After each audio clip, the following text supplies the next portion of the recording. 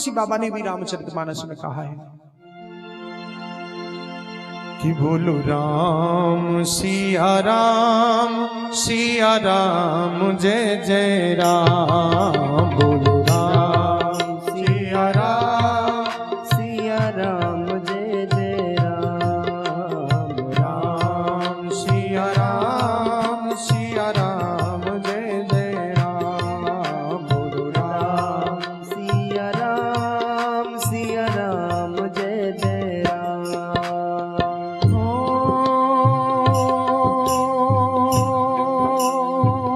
करम प्रधान विश्वकारी राखा, जो जस करे सो तसे फल चाखा। राम सिया राम जय जय राम। राम सिया राम जय जय राम।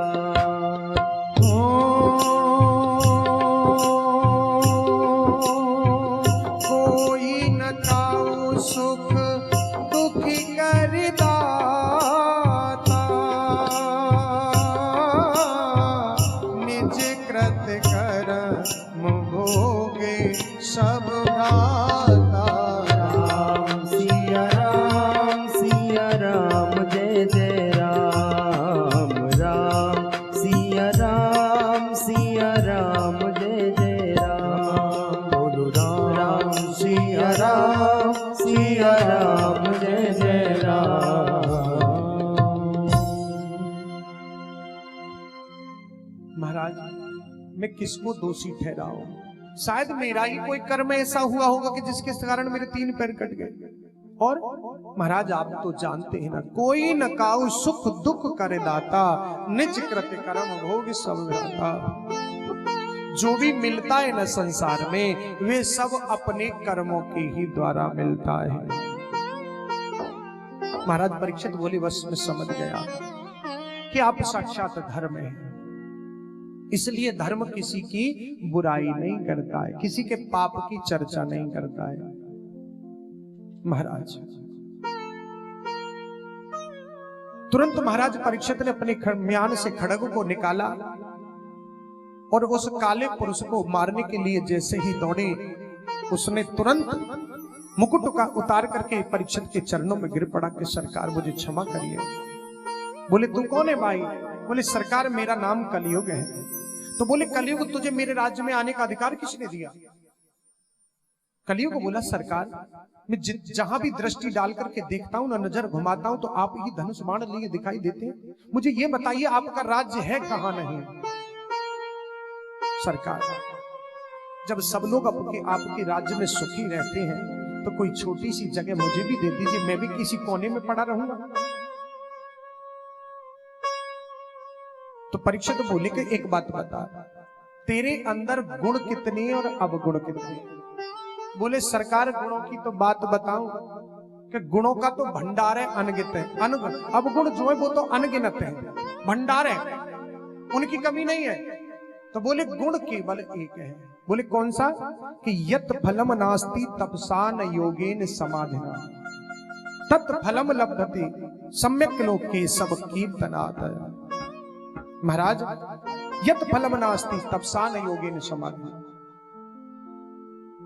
और रामचरितमानस में भी तुलसी बाबा ने कहा है एक ही गुण है महाराज बस, कि कलियुग केवल हरि गुण गा। कलियुग केवल हरि गुण गा।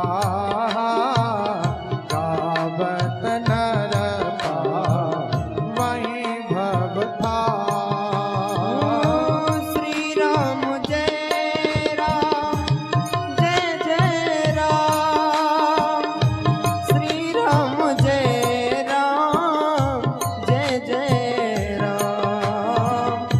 कलियुग केवल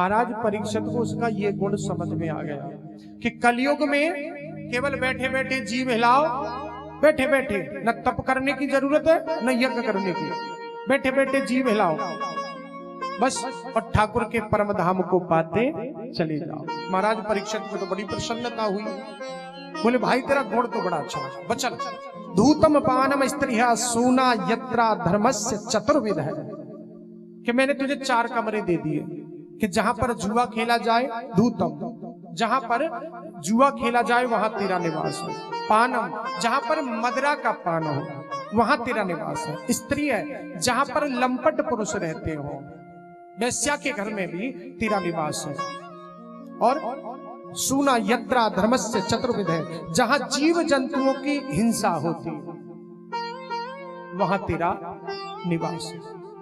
कलयुग बोला सरकार आपने तो जैसी शकल देखी ना कारी खेकड़ी वैसे ही तुमने तो घर दे दिए, अरे कम से कम एक गुण आपको पसंद आया तो एक घर तो अच्छा सा दे देते। महाराज परीक्षित प्रसन्न थे तो बोले जा स्वर्ण में भी तेरा वास है। अब बताइए एक बात विचार करने वाली, भागवत जी के एकादश स्कंद के 16वें अध्याय के 18वें श्लोक में श्री कृष्ण ठाकुर जी ने कहा है उद्धव जी से, कहे उद्धव धातु नाम अस्मि कांचनम, के धातुओं में जो स्वर्ण है वो मेरा स्वरूप है।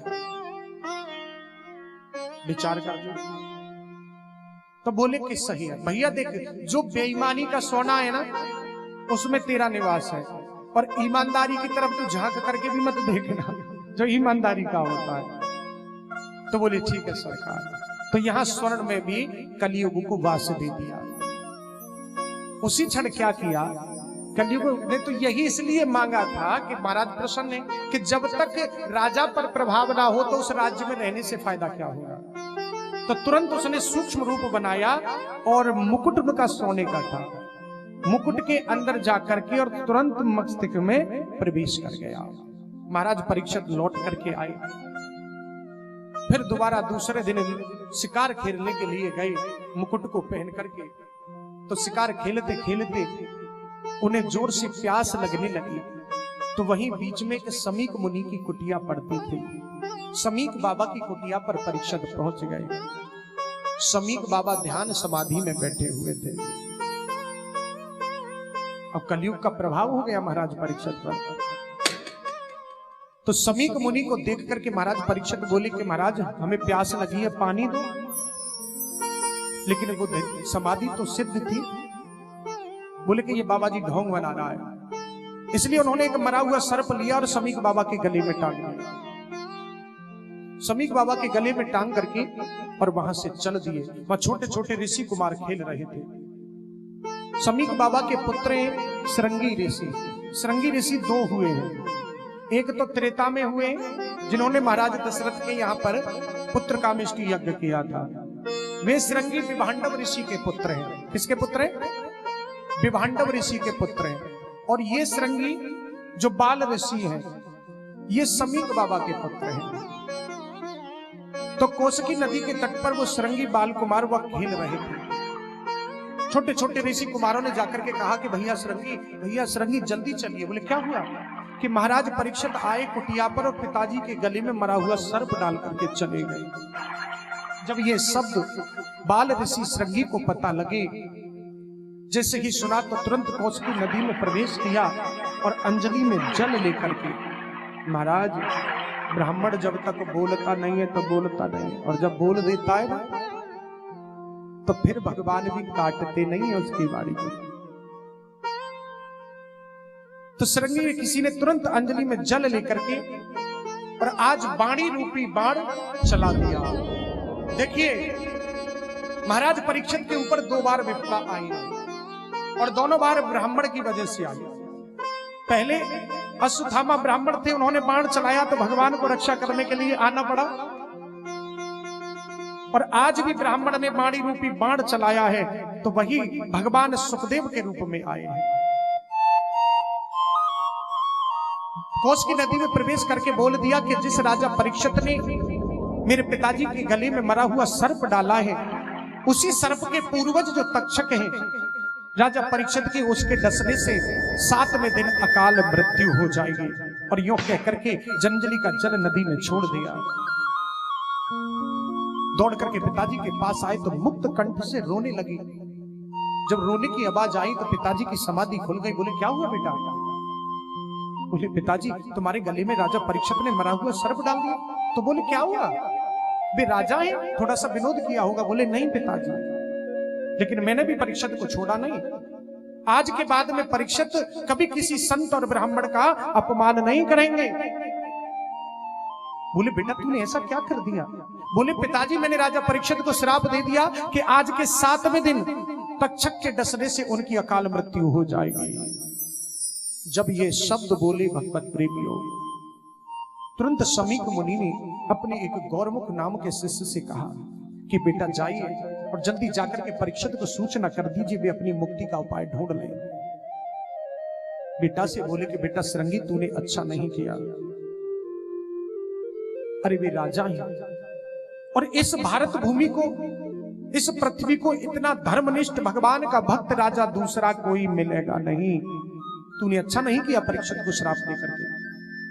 तुरंत शिष्य गया, जाकर के महाराजा परीक्षित से बोला कि प्रभु आपको श्रृंगी कुमार ने 7 दिन में अकाल मृत्यु का श्राप दे दिया है, आप अपनी मुक्ति का उपाय ढूंढ सके तो ढूंढ लें। उसी क्षण परीक्षित बोले कि महाराज आपके श्रृंगी कुमार ने अच्छा नहीं किया, मैंने एक संत ब्राह्मण का अपमान किया है, तो मैं तो इस शरीर को 7 दिन तो क्या 7 सेकंड 7 मिनट भी नहीं रखना चाहता हूं, मुझे तो अभी मृत्यु दंड देना चाहिए था।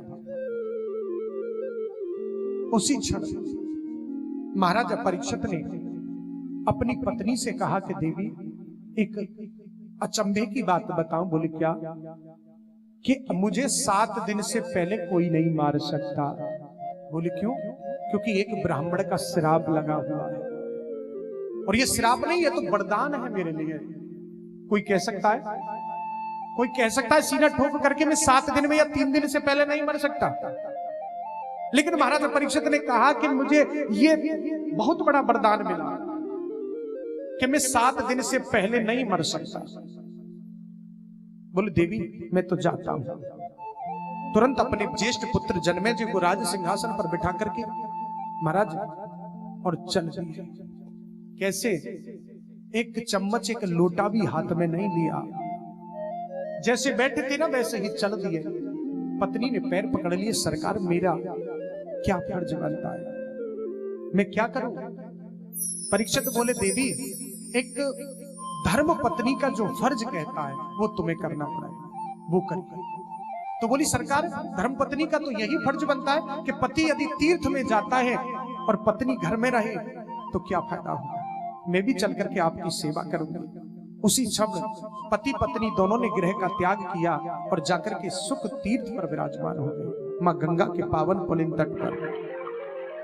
जब ऋषियों को पता लगा, देवताओं को पता लगा कि महाराजा परीक्षित को 7 दिन में मरने का श्राप मिला है, तो सभी दुखी हुए, क्योंकि इतना धर्मनिष्ठ राजा नहीं मिलेगा। सभी दौड़े दौड़े आए। अत्रि वशिष्ठ च्वने सारद्वान रिष्ट भिन्ने मीर भृंग रक्षराक्ष।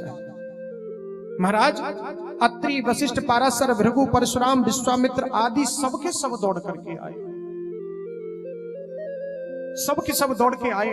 इतने संतों का समुदाय परीक्षित ने जब गंगा तट पर देखा तो परीक्षित तो एकदम प्रसन्न हो गए कि वाह मेरा परम सौभाग्य, अरे ये वरदान तो मुझे बहुत पहले मिल जाना चाहिए था,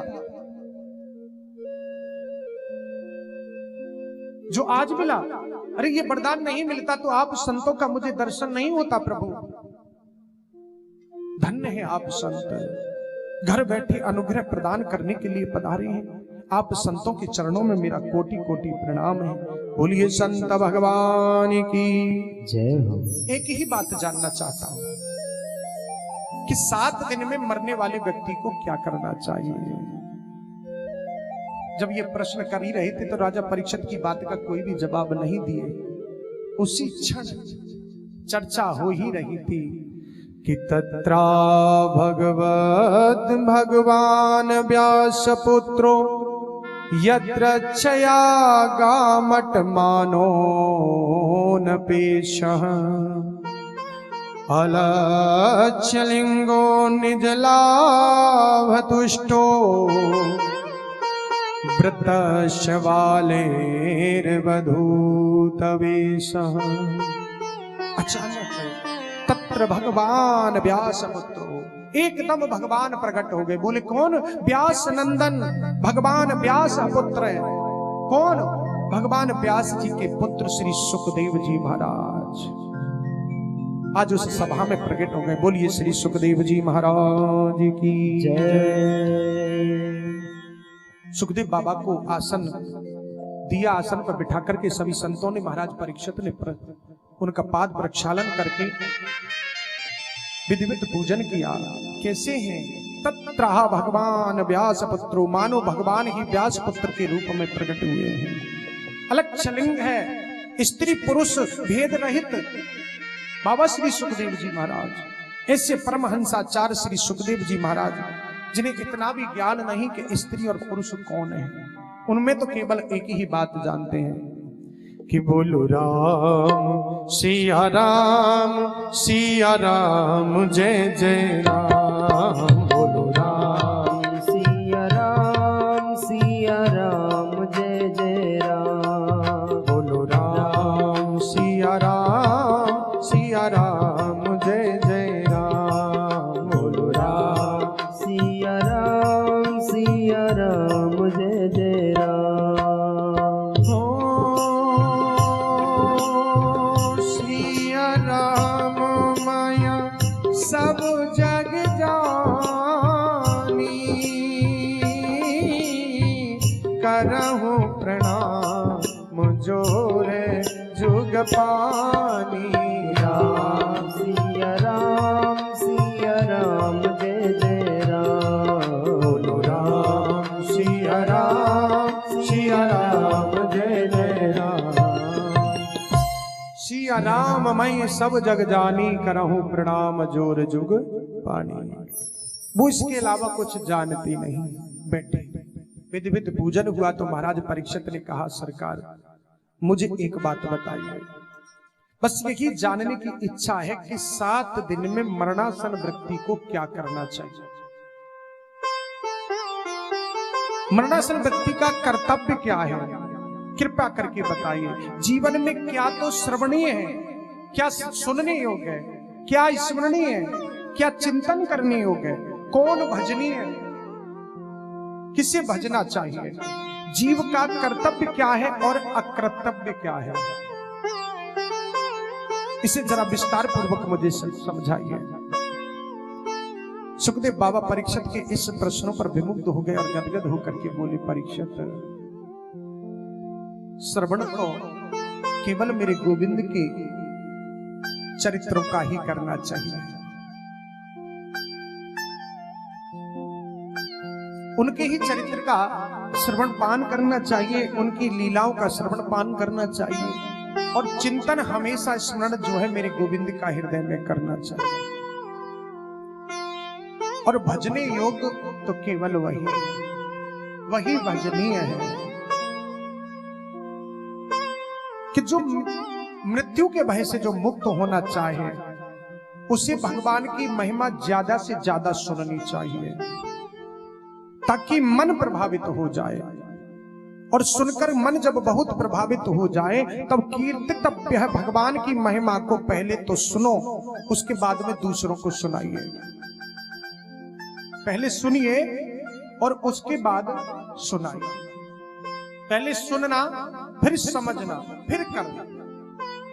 जब सुन करके समझ करके करेंगे ना तब कुछ मिलेगा प्यारे। अब सुनाई नहीं, समझाई नहीं और करने लग गए तो क्या मिलेगा।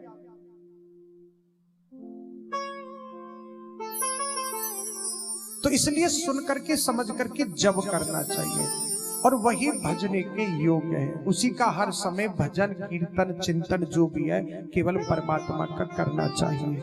बोलिए वृंदावन बिहारी लाल की जय, बोलिए सांवरे सरकार की जय।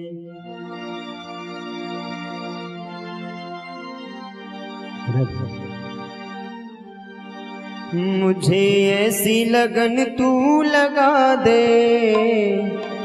मुझे ऐसी लगन तू लगा दे, मैं तेरे बिना पल न रहूं। मुझे ऐसी लगन तू लगा दे, मैं तेरे बिना पल न रहूं। मुझे ऐसी लगन तू लगा दे, मैं तेरे बिना पल न रहूं। हाँ मैं तेरे बिना पल न रहूं, मैं तेरे बिना पल न रहूं, मैं तेरे बिना पल न रहूं, मैं तेरे बिना पल न रहूं। और दिल में प्यार वाला दीप जला दे, दिल में प्यार वाला दीप जला दे, मैं तेरे बिना पल न रहूं। मुझे ऐसी लगन तू लगा दे, मैं तेरे बिना पल न रहूं। प्रेम से ताली बजाते हुए ए हरि।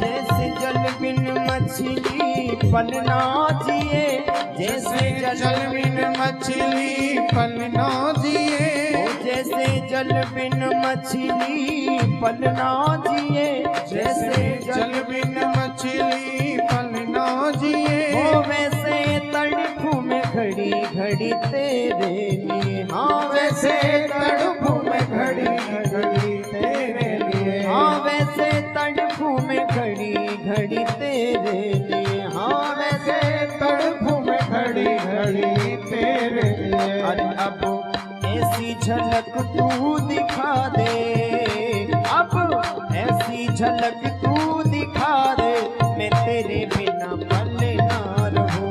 मुझे ऐसी लगन तू लगा दे, मैं तेरे बिना पल न रहूं। मुझे ऐसी लगन तू लगा दे, मैं तेरे बिना पल ना रहूं।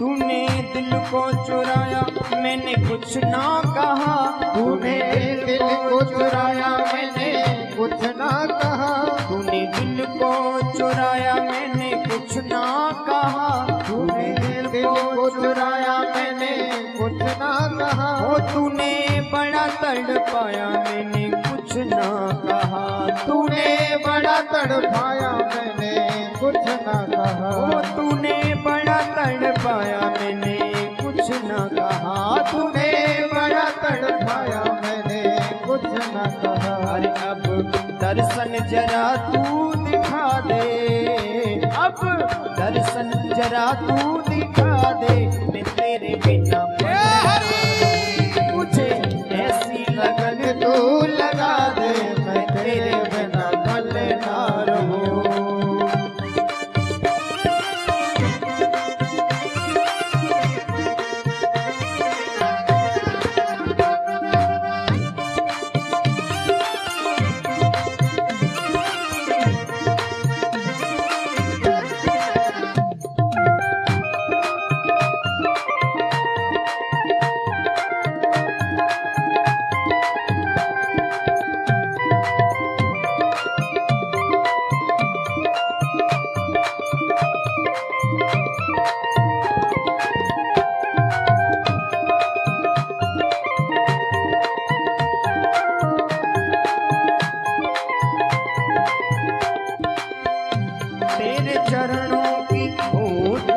चरणों की धूल में मैं मिल जाऊं, तेरे चरणों की धूल में मैं मिल जाऊं, तेरे चरणों की धूल में मैं मिल जाऊं, तेरे चरणों की धूल में मैं मिल जाऊं। अब आशा यही कहीं दूर न जाऊं, अब आशा यही कहीं दूर न जाऊं, अब आशा यही कहीं दूर न जाऊं, अब आशा यही कहीं दूर न जाऊं। अब ऐसी झलक तू दिखा दे, अब ऐसी झलक तू दिखा दे, मैं तेरे बिना पल ना रहूं, मुझे ऐसी लगन तू लगा दे, मैं तेरे बिना पल ना रहूं। हाँ मैं तेरे बिना पल ना रहूं, मैं तेरे बिना पल ना रहूं, मैं तेरे बिना पल ना रहूं, मैं तेरे बिना पल ना रहूं। हाँ मैं तेरे बिना पल ना रहूं, मैं तेरे बिना पल ना रहूं। और दिल में प्यार वाला दीप जला दे, दिल में प्यार वाला दीप जला दे, मैं तेरे बिना पल ना रहूं, मुझे ऐसी लगन तू लगा दे, मैं तेरे बिना पल ना रहूं। हाँ मैं तेरे बिना पल ना रहूं, मैं तेरे बिना पल ना रहूं, मैं तेरे बिना पल ना रहूं, मैं तेरे बिना पल ना रहूं। बोली वृंदावन बिहारी लाल की जय। उधर भगवत प्रेमी बाबा श्री सुखदेव जी महाराज बोले, परीक्षित श्रवण करना है, चर्चा करनी है तो केवल गोविंद की करो, चिंतन करना है तो गोविंद की करो। तो जब चर्चा चिंतन गोविंद का करेंगे तो महाराज प्राप्ति भी उसी के प्रेम की होगी। आगे श्री परीक्षित महाराज ने पूछा, गुरुदेव हमें जरा विदुर जी का चरित्र सुना दीजिए। तो सुखदेव बाबा कहते कि परीक्षित, जब महाभारत के युद्ध चल रहा, शुरू होने वाला था, उस समय विदुर जी महाराज एक दिन धृतराष्ट्र से बोले कि भैया ये दुर्योधन नाम का पुत्र ऐसा है तुम्हारा कि पूरे वंश को ये खत्म करा देगा, इसलिए इसे घर से निकाल दीजिए। ये बात दुर्योधन ने सुन ली तो दुर्योधन ने फटकार करके और विदुर जी को भगा दिया। विदुर जी ने धनुष बाण लिए और देहरी पर रख करके वहां से चले गए। देखिए विदुर जी महाराज साक्षात धर्म के अवतार हैं। मानिए कि विदुर जी कौरवों को छोड़ करके नहीं जा रहे, आज उनके पुण्य उन्हें छोड़ करके जा रहे हैं। जैसे विभीषण ने राक्षसों का परित्याग किया तो रामचरितमानस के पंचम सोपान के 42 नंबर के दोहा की पहली चौपाई में तुलसी बाबा ने कहा है कि असे कही चला विभीषण जबहि आयुहीन भय सब तबहि। श्री राम जय राम, जय जय राम, श्री राम जय राम, जय जय राम। असे कही चला विभीषण जबहि आयुहीन भय सब तबहि। श्री राम जय राम, जय जय राम, श्री राम जय राम, जय जय राम। जैसे विभीषण ने लंका का त्याग किया, मानो कि विभीषण नहीं, उन राक्षसों की आयु उन्हें छोड़ करके जा रही है। ऐसे ही विदुर जी नहीं, उनके पुण्य उन्हें छोड़ करके जा रहे हैं। विदुर जी चले गए। उधर तीर्थाटन करते करते विदुर जी महाराज निकल पड़े। बहुत समय के बाद यमुना जी के तट पर जा रहे थे, अचानक उनकी उद्धव जी से भेंट हो गई। उद्धव जी बोले, उद्धव जी को देख करके दोनों मित्र एक दूसरे के गले लग जाते हैं। उद्धव जी से पूछे विदुर जी के भैया उद्धव, तुम्हें तो पता होगा उस महाभारत के युद्ध का क्या हुआ। बोले कि विदुर जी, उस महाभारत के युद्ध में पांडवों को विजयश्री प्राप्त हुई और कौरव सबके सब मारे गए। बोले अच्छा, और अपने कन्हैया कैसे हैं? जब कन्हैया की बात आई ना तो उद्धव जी के नेत्रों से आंसू बह चले। उद्धव जी बोले कि भैया विदुर जी, हमारे प्राण प्रिय सखा वो भी हमें छोड़ करके चले गए। भैया बड़ा बहुत अच्छा हुआ जो आप मुझे मिल गए। उद्धव जी बोले, एक बड़ा भारी बोझ था मेरे कंधे पर, ठाकुर जी रख के गए। बोले कि भैया क्या कहा? मेरे बारे में कुछ कहा था क्या? बोले हाँ विदुर जी, कि जिस समय कन्हैया यहां से छोड़ करके जा रहे थे ना, जाते समय उन्होंने मुझसे एक बात कही कि भैया उद्धव, मैं विदुर जी के यहां पर भोजन पाकर के आया, लेकिन मैं इतना भाव में खो गया कि मैं विदुर जी को कुछ दे नहीं पाया। जो उपदेश मैंने तुमको दिया है, यदि कहीं तुम्हारी विदुर जी से भेंट हो जाए तो तुम जाकर के ये उपदेश विदुर जी को सुना देना। अब उसी के इंतजार में मैं घूम रहा था, आज तुमसे भेंट हो गई। जब ये शब्द विदुर जी ने सुने तो विदुर जी महाराज रो पड़े। भैया उद्धव, मैंने तो उनको ऐसा कुछ भी नहीं खिलाया, ऐसा कुछ नहीं मैंने उनको खिलाया कि जो इतना एहसान मान बैठे। वो भी पत्नी ने वो दिया था कुछ और केला के छिलका ही खा करके चले गए, साग खा करके चले गए। आज विदुर जी महाराज इतने भाव विभोर हुए हैं। उधर उद्धव जी बोले कि भैया जल्दी बताओ। बोले कि भैया इस समय मेरे पास में थोड़ा समय कम है, इसलिए आप हरिद्वार के क्षेत्र में जाइए, वहां तुम्हें मैत्री मुनि मिलेंगे, वे सारी बातें आपको बताएंगे। उधर चलते चलते मां गंगा के पावन पुलिन तट पर जाकर के घूमते घूमते उद्धव जी की विदुर जी की और मैत्री मुनि से भेंट हो गई। और उद्धव जी तो बद्री विशाल धाम की ओर चले गए। उधर जैसे ही मैत्री मुनि से भेंट की और कहा कि भगवान मैं आपके सामने कुछ प्रश्न रखना चाहता हूं, मेरी जिज्ञासा का समाधान करें। बोले कहिए विदुर जी। तो विदुर जी महाराज प्रश्न करने लगे कि सुखाय कर्माणि करो तिलोकेन ते सुखम वान्यदुत दुपारमम्बा विन्देत भूयस्तत एव दुःखम् यदत्र युक्तं भगवान् वन्दे। सुखाय कर्माणि करोति लोके नतः सुखम वान्य दुपारमम्। कि ये दुनिया सुख के लिए घूम रही है, हम जहां भी जाते हैं केवल सुख ढूंढते हैं। क्या आखिर में सुख मिल सकता है? तो मैत्री मुनि बोले कि विदुर जी, ये संसार दुखों का घर है, यहां तो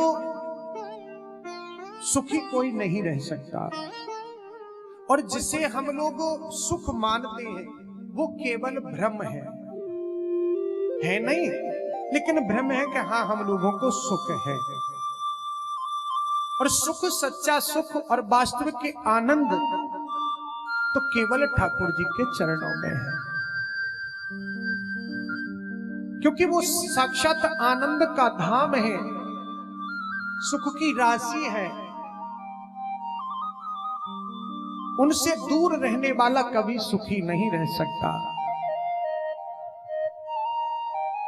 महाराज, कोई दलदल में गिर जाए जो बिना पानी का दलदल हो, अगर कोई उसमें गिर जाता है और निकलने के लिए हाथ पैर फटकारे तो दलदल में से निकल सकता कि पानी से तैर सकता? नहीं।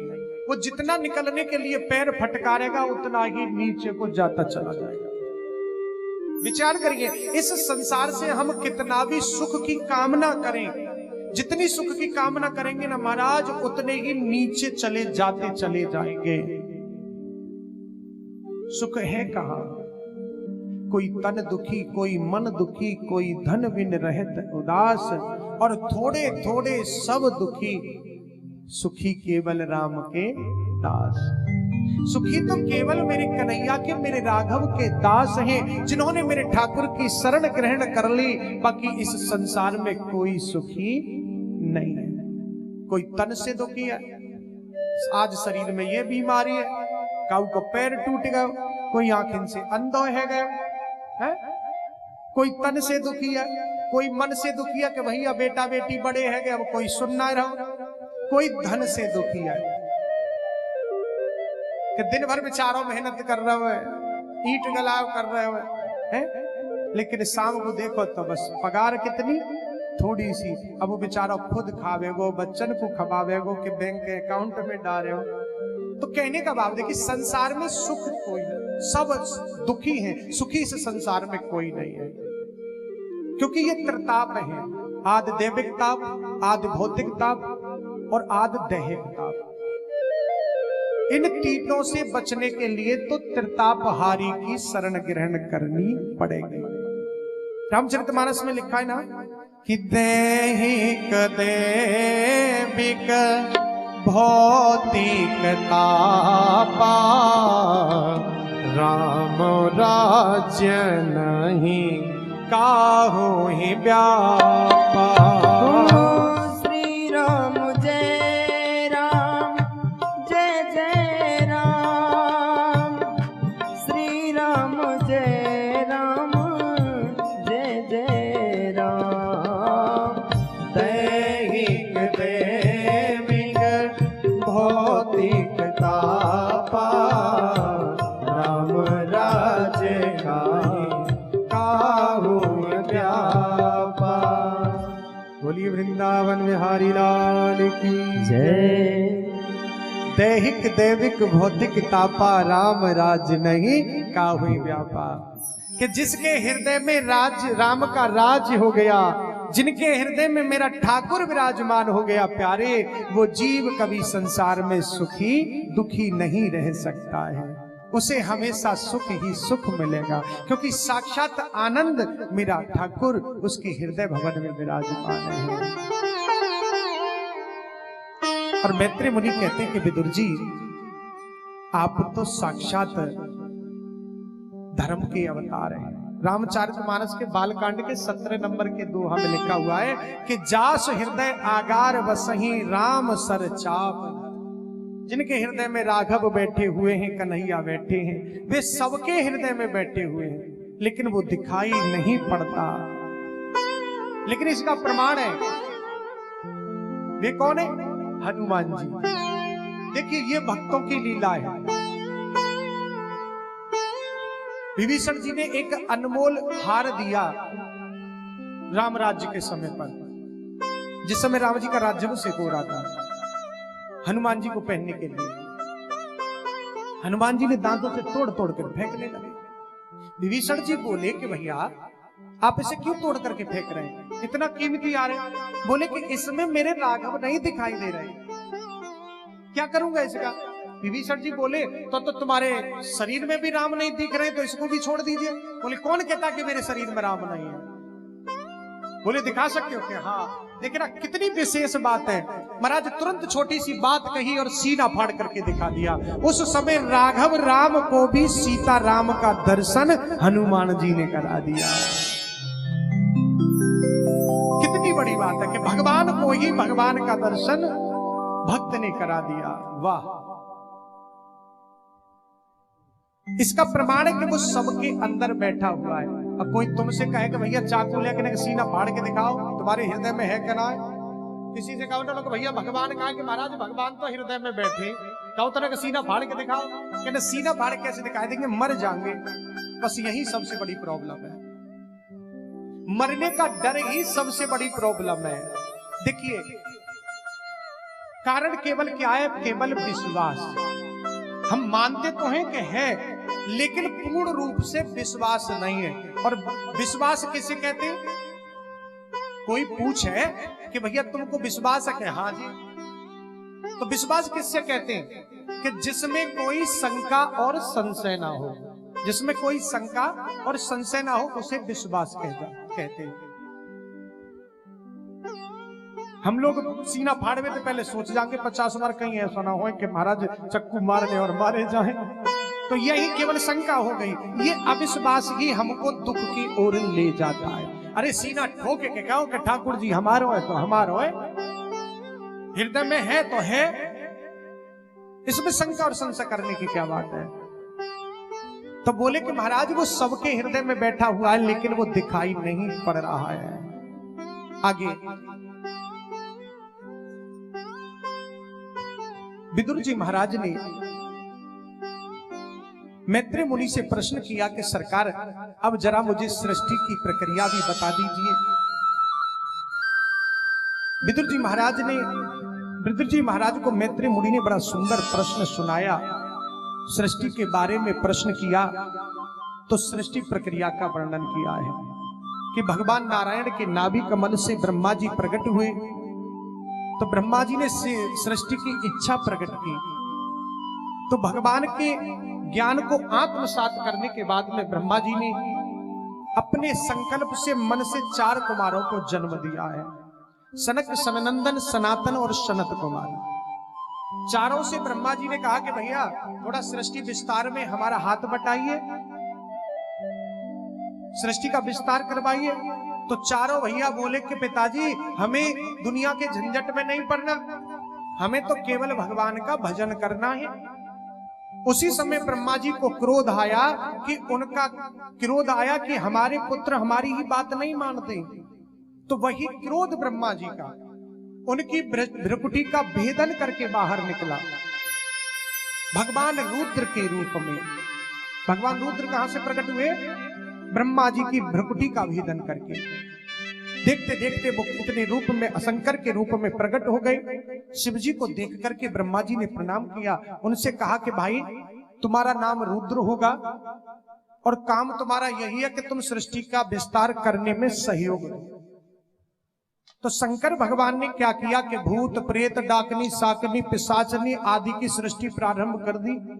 तो वे सभी ब्रह्मा जी को खाने के लिए दौड़े। तो ब्रह्मा जी बोले बस करो भैया, रुक जाओ, हमें नहीं करवानी तुमसे सृष्टि, तुम तो जाकर के केवल भगवान का भजन करिए। सो शंकर भगवान कैलाश पर्वत की ओर भजन करने के लिए चले गए। अब की बार ब्रह्मा जी ने मरीचि, अत्रि, अंगरा, पुलस्त, पुलह, क्रतु, भृगु, वशिष्ठ, दक्ष और देवऋषि नारद, इन 10 ऋषियों को प्रकट किया। अपनी वाणी से ब्रह्मा जी ने परम सुंदरी सरस्वती को प्रकट किया। अपनी छाया से महामुनि कर्दम को प्रकट किया।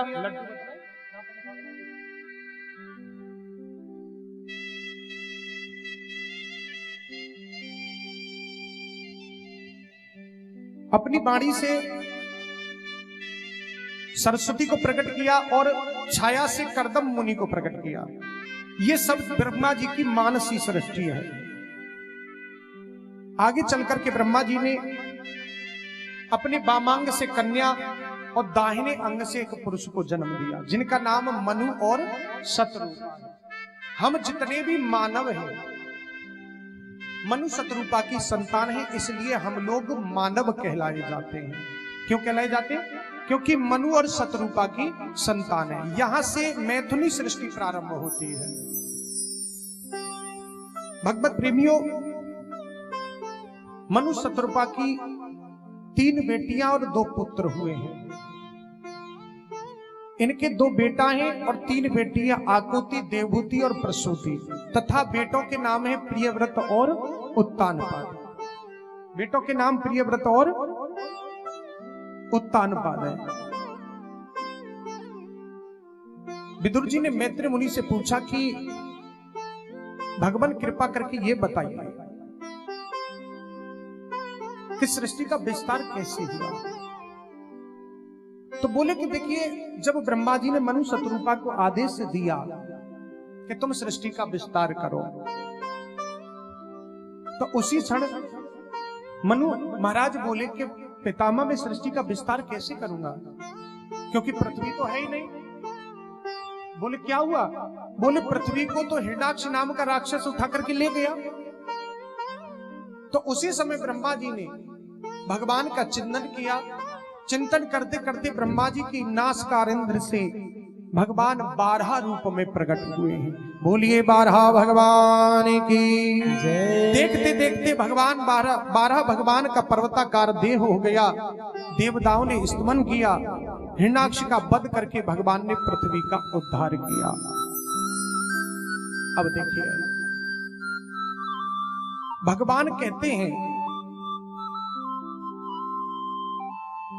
बोलिए गोविंद भगवान की जय। श्री राधे राधे गोविंद गोविंद राधे, श्री राधे राधे गोविंद गोविंद राधे, गोविंद राधे राधे गोपाल राधे, गोविंद राधे राधे गोपाल राधे, गोविंद राधे राधे गोपाल राधे, गोविंद राधे राधे गोपाल राधे, राधे राधे गोविंद गोविंद राधे, राधे राधे गोविंद गोविंद राधे, राधे राधे गोविंद गोविंद राधे। बोली वृंदावन बिहारी लाल की जय। तो महाराज, मनु की और शतरूपा की जो 3 बेटियां थी, आकुति, देवहूति और प्रसूति, सबसे पहले इनकी बेटियों का वंश की चर्चा की गई है।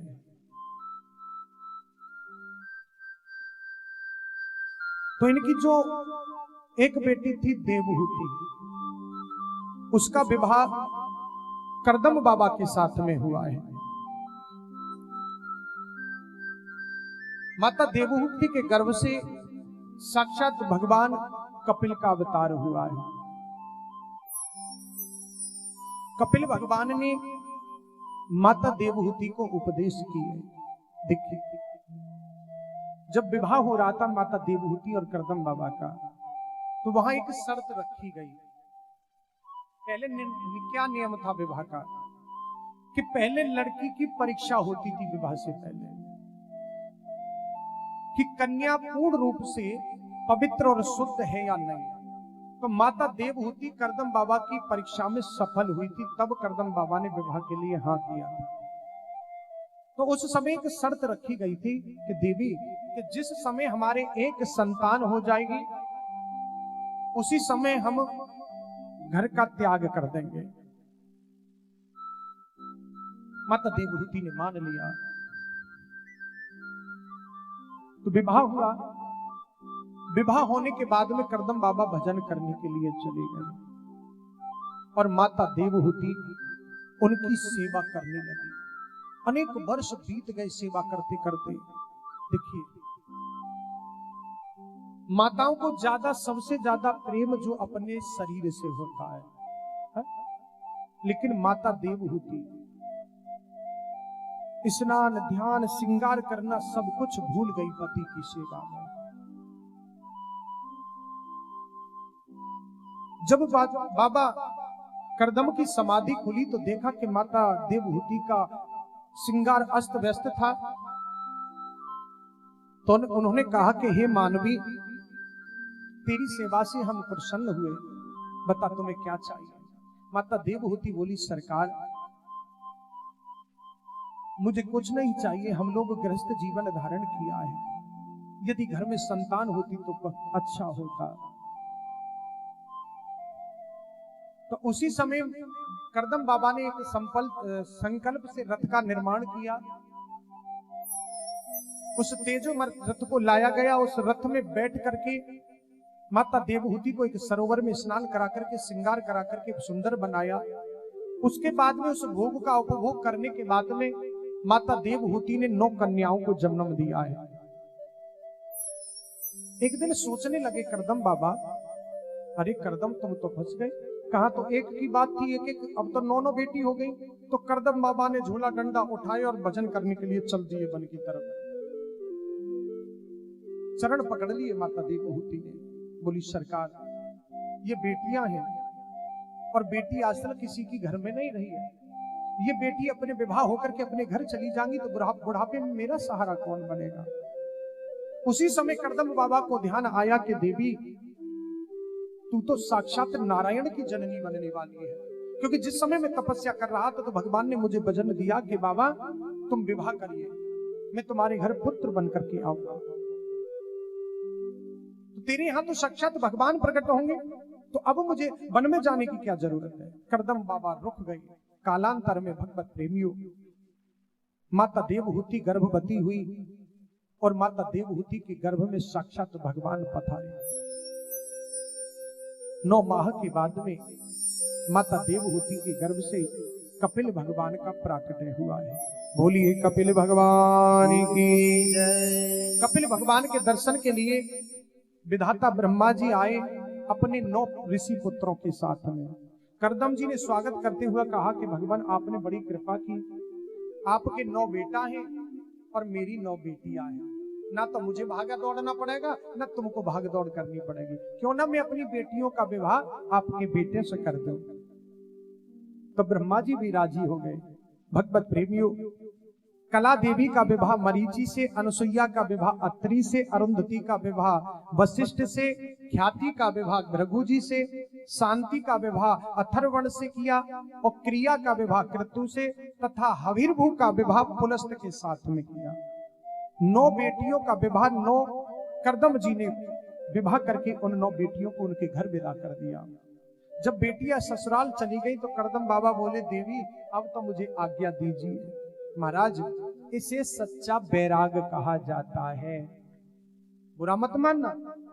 घर में लड़ाई हो जाए, झगड़ा हो जाए, धन की कमी हो जाए तो दुनिया बैरागी हो जाती है। खाने की कमी हो जाए तो दुनिया बैराग धारण कर लेती है, लास्ट रास्ता यही रह जाता है। चोरी करो, डकैती करो, अंतिम रास्ता यही है। क्यों? क्योंकि भगवान की शरण में जाने से सब कुछ माफ हो जाएगा और यहां बच जाएंगे। लेकिन करदम बाबा के घर में ना खाने की कमी है, छोड़ दीजिए खाने की और धन की कमी, जिसके घर में साक्षात भगवान प्रकट हुए हों और वो इंसान आज घर का त्याग करके जा रहे हैं, तो सच्चा बैरागी तो ये है। सच्चा बैरागी से कहते हैं जो करदम बाबा ने ग्रहण किया। करदम बाबा चले उस धर भगवान अवसर, कपिल भगवान अवसर पाकर के और बिंदुसर तीर्थ में जाकर के विराजमान हो गए। समय पाकर के माता देवहूति आज कपिल भगवान के सामने हाथ जोड़ करके खड़ी हो गई। प्रभु इस संसार में मोह और बंधन क्या चीज है? मोक्ष किसे कहते हैं? मुक्ति क्या है? तो कपिल भगवान कहते कि माता मोक्ष और बंधन का कारण संसार में केवल मन है। क्या है? केवल मन। कि इसी मन को यदि संसार में लगा दिया तो बंधन का कारण हो गया, और इसी मन को यदि भगवान के चरणों में लगा दिया जाए तो यही मुक्ति हो जाती है। संत पुरुषों का सानिध्य ही मुक्ति है। मन भगवान में लगने से ही मोक्ष है। और माता, भगवान तो भाव और प्रेम के भूखे हैं। उनसे इतना प्रेम करना चाहिए, इतना प्रेम करना चाहिए कि ठाकुर दौड़ करके आए और हृदय में आकर के बैठ जाए। माता, जो जीव संसार के गृह कार्यों को त्याग करके जो मेरे कला कीर्तन में लग जाता है, मैं उसके सारे संकट खींच करके ना, वो मेरी जब धाम को जाता है ना, तो वो मेरी विभूति का अधिकारी बन जाता है। इसलिए तन कहीं भी रहे, धन कहीं भी रहे, लेकिन मन केवल मेरे ठाकुर के चरणों में रहे। माता, इससे बड़ा कोई सरल साधन नहीं। माता, देवहूति को जब ये उपदेश कपिल भगवान ने दिए, महाराज, माता देवहूति दशम भक्ति में प्रवेश कर गई। माता देवहूति भगवान के प्रेम में इतनी पुलकित हो गई कि उन्होंने अपने शरीर को जल रूप में परिणत कर दिया। बैठे बैठे माता देवहूति का शरीर जो था वो जल बन करके बहने लगा। जो माता देवहूति का शरीर से जो जल बन करके बहा, वही सिद्धदा नाम की नदी बनी है। कौन सी? सिद्धदा नाम की नदी। उस समय भगवान ने अवसर पाया और कपिल भगवान सागर के मध्य में जाकर के विराजमान हो गए, जिसे हम लोग कहते हैं गंगा सागर, जहां मकर संक्रांति पर स्नान ध्यान करने के लिए जाते हैं। गंगा सागर, वहीं कपिल भगवान जाकर के विराजमान हो गए। तृतीय स्कंद में कपिल भगवान ने माता देवहूति को केवल नाम ही जीवन का सार बताया। कहते ना, ब्रज के नंदलाला, राधा जू के सांवरिया, सब दुख दूर हुए जब तेरा नाम लिया। हो ब्रज के नंदलाला, राधा जू के सांवरिया, सब दुख दूर हुए जब तेरा नाम लिया।